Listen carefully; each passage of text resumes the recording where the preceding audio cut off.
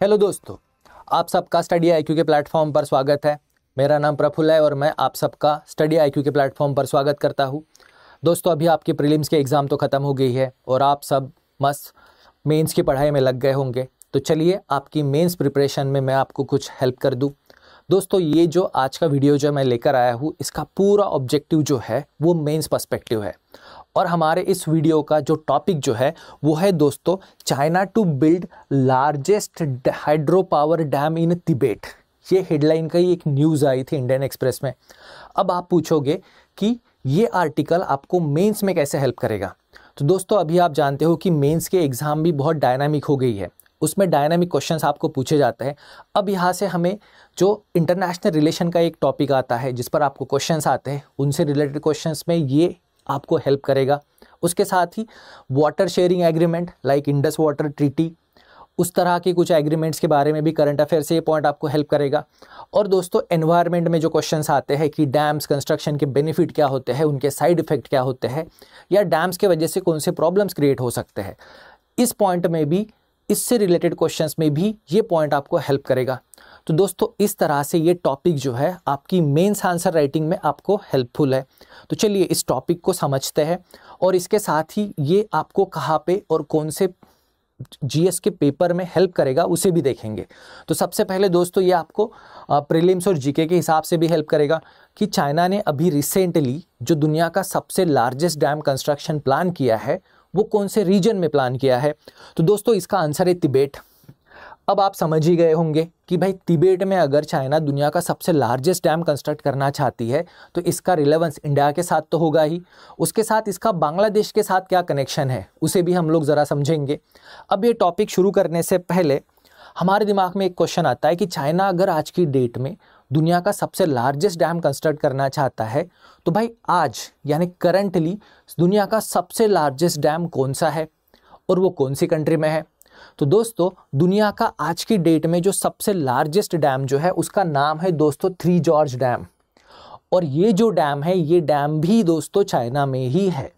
तो इस बात पर ध्यान रखिएगा कि आज की डेट में भी दुनिया का सबसे लार्जेस्ट डैम जो है वो चाइना में ही है, थ्री जॉर्ज डैम।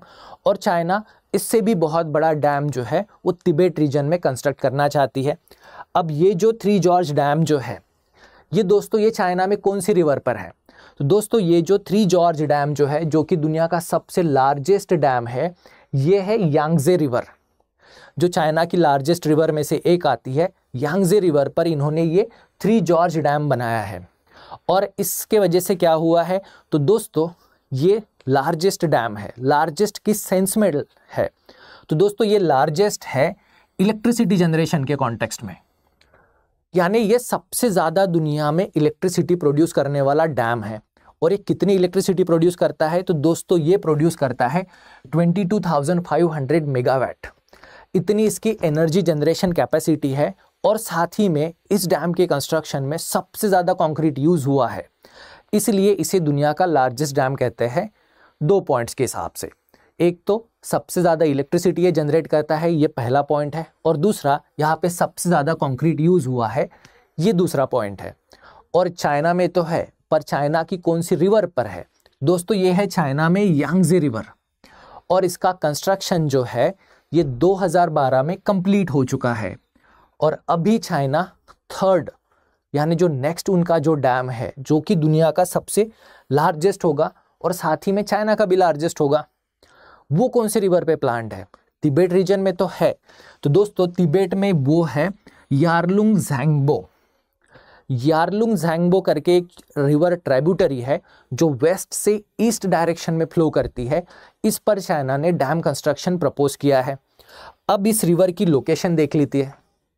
अब देखो दोस्तों, इस डायग्राम में आपको दिख रहा है ये है इंडिया की बॉर्डर नेपाल के साथ जो शेयर होती है, और ये है दोस्तों यारलुंग ज़ैंगबो। अब यहीं पे टिसैंगपो भी रिवर है जो बाद में इंडिया में एंटर होने के बाद बन जाती है ब्रह्मपुत्रा। तो इसी रिवर की एक जो ट्राइब्यूटरी है वहाँ पे चाइना एक दुनिया का सबसे लार्जेस्ट डैम कंस्ट्रक्ट करना चाहता है। तो अभी आप समझ गए होंगे कि इसका रिलेवेंस जो है इंडिया की ब्रह्मपुत्रा रिवर से होगा। और ब्रह्मपुत्रा का भी वाटर फ्लो जो है, पानी का बहाव जो है वो भी इम्पैक्ट होगा, जिसके वजह से नॉर्थ ईस्ट में जो भी इकोसिस्टम है बायोडाइवर्सिटी है इस पर इम्पैक्ट होगा और इंडिया के लिए सिक्योरिटी कंसर्न भी क्रिएट होगा। इसीलिए दोस्तों ये जो तिबेटियन प्लाटू में जो डैम बन रहा है दुनिया का सबसे लार्जेस्ट, इसके वजह से क्या होगा, तो जो डाउनस्ट्रीम है, डाउनस्ट्रीम जिसमें इंडिया और बांग्लादेश दोनों आते हैं, इंडिया और बांग्लादेश दोनों आते हैं, जहाँ पे मिलियंस लाखों लोगों पर इसका असर होगा। तो डैम तो चाइना बना रहा है तिबेट में, पर इसका इम्पैक्ट कहाँ पर होगा, तो इम्पैक्ट होगा इंडिया में भी और बांग्लादेश में भी। तो भाई इंडिया चाइना रिलेशन में ये एक मेजर पॉइंट की तरह आ सकता है। वैसे ही दोस्तों इंडिया और बांग्लादेश के रिलेशन में भी आएगा, क्योंकि इंडिया और बांग्लादेश दोनों भी तो ब्रह्मपुत्र वाटर को शेयर करते हैं। तो इसलिए दोस्तों ये पॉइंट जो है हमारे लिए इंपॉर्टेंट हो जाता है। तो इसलिए आपको मेंस में इस पे क्वेश्चंस आ सकते हैं कि इंडिया चाइना रिलेशंस जो है इनमें कौन से फैक्टर्स है जो रिलेशन की डायरेक्शन डिसाइड कर सकते हैं। तो उसमें एक वन ऑफ द पॉइंट जो है वो याद रखिएगा, वाटर शेयरिंग। अब दोस्तों चलिए, लोकेशन तो हमें पता चल गई, रिवर का इम्पैक्ट भी पता चल गया। अब हम देखते हैं कि जो यारलुंग इस रिवर का नाम याद रखिएगा। यारलुंग ये जो रिवर जो है ये तिबेट में फ्लो होती है और यहाँ पर ये डैम बनने वाला है।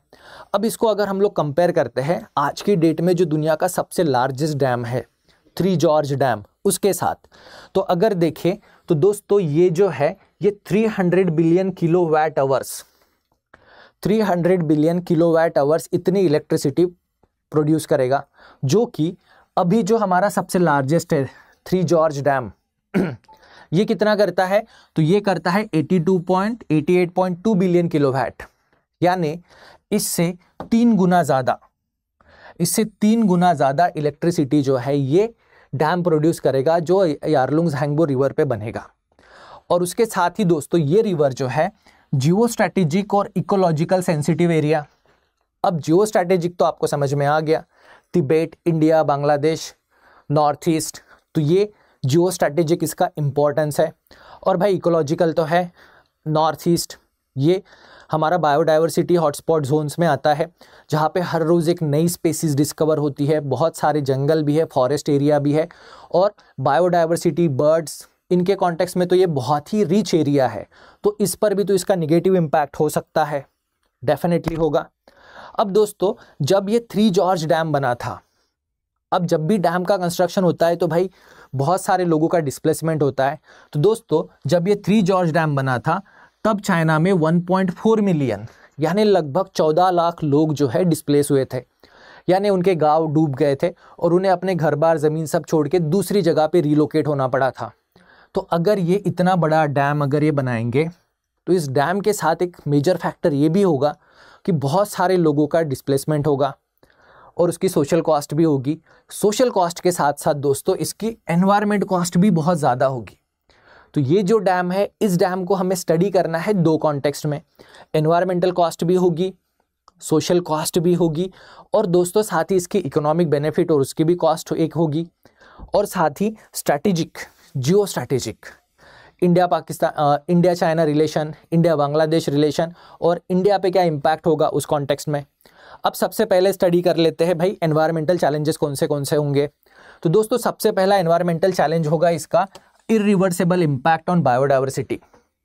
अब बायोडाइवर्सिटी कहाँ पे, तो तिबेट भी बायोडाइवर्सिटी में रिच है, इंडिया का पूरा नॉर्थ ईस्ट भी आएगा, ब्रह्मपुत्र रिवर की पूरी इकोसिस्टम भी आएगी जिस पर निगेटिव इम्पैक्ट इसका होगा, और वो इम्पैक्ट इरिवर्सिबल होगा। वाटर फ्लो अगर बंद हो जाएगा तो उसे हमें वापस रिस्टोर करने में बहुत दिक्कत होगी।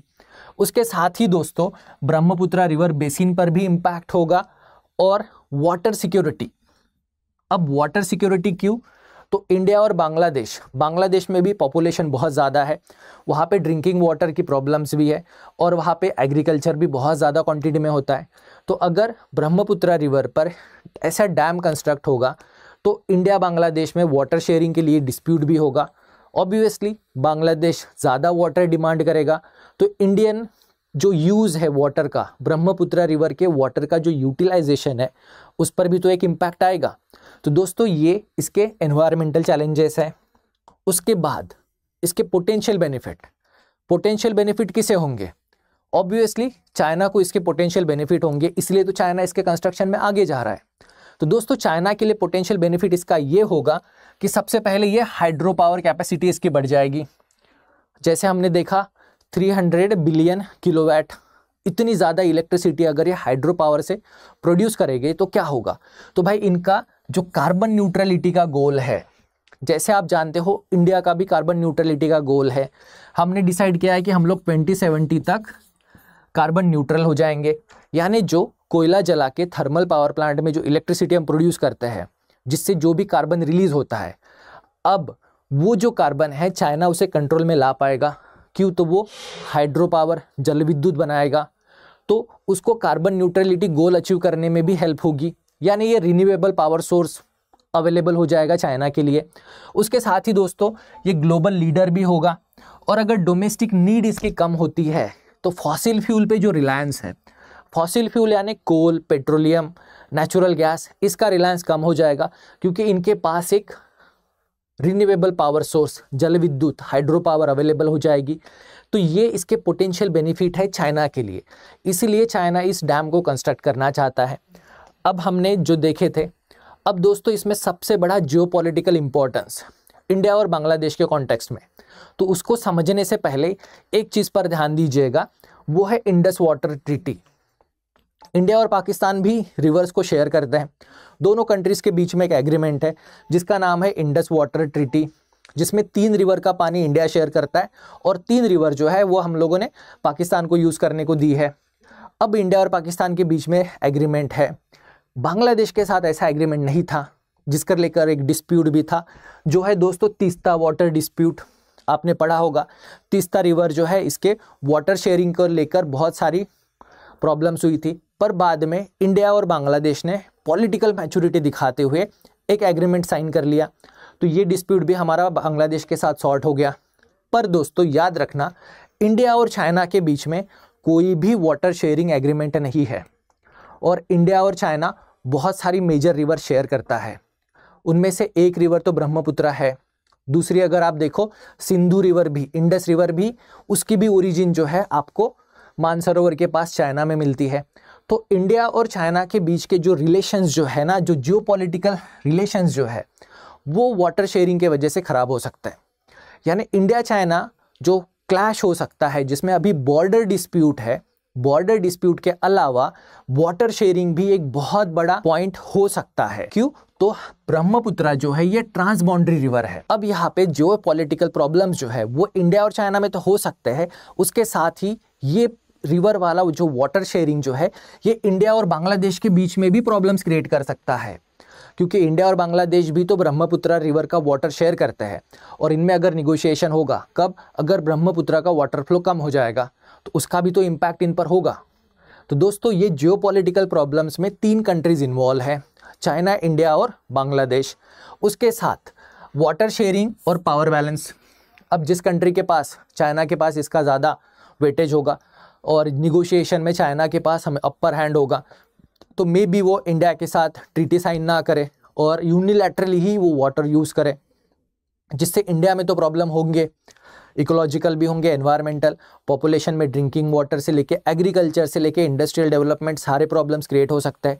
साथ ही इंडिया और बांग्लादेश के रिलेशन भी इसके वजह से दोस्तों खराब हो सकते हैं। तो ये इसका जियोपॉलिटिकल एंगल है जिस पर आपको क्वेश्चंस पूछे जा सकते हैं। अब ये जो जितने भी चैलेंजेस हमने देखे जो डैम कंस्ट्रक्शन के वजह से आते हैं, इसके अलावा और एक इम्पॉर्टेंट चैलेंज है जिस पर आपको हमेशा गौर रखना है, वो ये है दोस्तों कि ये हिमालय रीजन में जो डैम बना रहे हैं, हिमालय रीजन ये सेस्मिक एक्टिविटी के हिसाब से बहुत ही फ्रेजाइल जोन है। क्यों? तो यहाँ पर इंडियन प्लेट और यूरेशियन प्लेट जो है वो क्रैश होता है, जिसके वजह से हिमालय की निर्मित हुई है। अगर यहाँ पे हम लोग मेजर डैम कंस्ट्रक्ट करते हैं तो भाई यहाँ पे भूकंप आने के चांसेस बहुत ज़्यादा है। अब ये जो भूकंप जो है ये इंडिया, नेपाल, इंडिया का जो पूर्वांचल वाला एरिया है, बिहार, उत्तर प्रदेश का, वहाँ पे इसके इम्पैक्ट हो सकते हैं। उसके साथ ही नॉर्थ ईस्ट में भी अर्थक्वेक जो है, भूकंप जो है वो ज़्यादा आ सकते हैं। तो जनरली ऐसे जोन में इतने बड़े डैम नहीं बनाने चाहिए जिनके वजह से भूकंप तो आएंगे। मान लीजिए कोई अगर बहुत बड़ा मेजर अर्थक्वेक आता है, जैसे नेपाल में आया था, और उसमें अगर ये डैम बर्स्ट हो जाए तो नीचे जितने भी डाउन स्ट्रीम्स है, यानी इंडिया का नॉर्थ ईस्ट जो है वो पूरा बाढ़ की चपेट में आ सकता है। या अगर इंडिया चाइना कॉन्फ्लिक्ट होता है उस टाइम पे भी ये डैम को China as a strategic weapon use कर सकती है। जैसे रशिया यूक्रेन वॉर में देखिए, रशिया ने यूक्रेन के एक डैम को ब्लास्ट कर दिया तो नीचे पूरा फ्लड आ गई। वैसे ही इंडिया चाइना के जब कॉन्फ्लिक्ट हो सका, वॉर अगर हुआ, उस केस में अगर चाइना ने ये डैम के पूरे दरवाजे खोल दिए तो भाई नॉर्थ ईस्ट में फ्लड आ जाएगी, जो इंडिया के लिए बहुत डिसएडवांटेज पोजीशन क्रिएट कर देगी जब वॉर की सिचुएशन हो तब। तो ये स्ट्रैटेजी के हिसाब से भी इशू है। और ये लोकेशन जो है यहाँ पे एकदम रिमोट लोकेशन है, तो वहाँ पे डैम कंस्ट्रक्ट करना यानी ये बहुत बड़ा मार्वल होगा, बहुत बड़ा इंजीनियरिंग मार्वल होगा जिसे चाइना अचीव करना चाहता है। तो दोस्तों ये थे सारे चैलेंजेस। हमने जो जो क्वेश्चन हमने देखा था, टॉपिक जो देखा था लार्जेस्ट डैम वाला, तो उस कॉन्टेक्स्ट में दोस्तों याद रखिएगा ये वाला पॉइंट आप मेंस में यूज़ कर सकते हो, इंटरनेशनल रिलेशन के कॉन्टेक्स्ट में, इंडिया चाइना कॉन्फ्लिक्ट वाले क्वेश्चंस में, इंडिया चाइना में जो मेजर डिस्प्यूट के रीजंस हैं उनमें एक वाटर शेयरिंग भी आएगा, फ्यूचर कॉन्फ्लिक्ट में भी यूज़ कर सकते हो। साथ ही दोस्तों आप इसे environment, dam construction, water sharing, इन सारे इश्यूज़ में ये करंट एग्जाम्पल यूज़ कर सकते हो। और एग्ज़ाम जो है वो भी डायनामिक हो गई है, तो उसके हिसाब से भी आपको मेंस में दोस्तों क्वेश्चंस आ सकते हैं। तो दोस्तों ये वीडियो जो है इसको मेंस के हिसाब से पढ़िएगा और मेंस के हिसाब से इस क्वेश्चंस को एनालाइज करके आंसर लिखने की कोशिश कीजिएगा। अब दोस्तों मैं आपको स्टडी आईक्यू के बारे में बता दूं। तो दोस्तों अगर आप किसी भी स्टेट पीसीएस की प्रिपरेशन अगर कर रहे हो तो स्टडी आईक्यू आपके लिए निश्चय बैच लेकर आया है। इस बैच में अगर आप इनरोल होते हो तो हम आपकी फाउंडेशन बेसिक से लेके मेंस, इंटरव्यू तीनों फेज की प्रिपरेशन करा देंगे। और जैसा कि अभी क्रिसमस सेल ऑन है, इसलिए दोस्तों ये कोर्स जो है ये सिर्फ आपको 9,999 में अवेलेबल है। क्रिसमस सेल है इसलिए। पर ये डिस्काउंट आपको कब मिलेगा? ये डिस्काउंट आपको तब मिलेगा जब आप मेरा कोड PSK लाइव यूज़ करोगे। तो दोस्तों अगर आप बैच में इनरोल होना चाहते हो तो जल्दी से जल्दी इनरोल हो जाइए। निश्चय वन बैच है जहां मैं आपको साइंस टेक पढ़ाता हूँ, और एडमिशन लेते वक्त आप मेरा कोड PSK लाइव यूज़ कीजिए, आपको मैक्सिमम डिस्काउंट भी मिल जाएगा और आपको ये बैच सिर्फ 9,999 में अवेलेबल हो जाएगी। उसके साथ दोस्तों अगर आपको इस सेशन की PDF चाहिए तो आप मुझे मेरे टेलीग्राम चैनल पर भी ज्वाइन कर सकते हैं। मेरा टेलीग्राम चैनल है प्रफुल्ल के SNT science tech and ethics. इस चैनल पर मैं आपको डेली करंट अफेयर शेयर करता हूँ इंडियन एक्सप्रेस और द हिंदू में से, जो आपको prelims plus mains answer writing में भी हेल्प करेगा। और दोस्तों मेरा फैकल्टी कोड याद रखिएगा, मेरा फैकल्टी कोड है PSK लाइव। सो आज के लिए बस इतना ही। अगले वीडियो में एक नए टॉपिक के साथ मिलेंगे, मेंस पर्सपेक्टिव, प्री पर्सपेक्टिव दोनों। टिल देन दोस्तों best of luck and see you soon.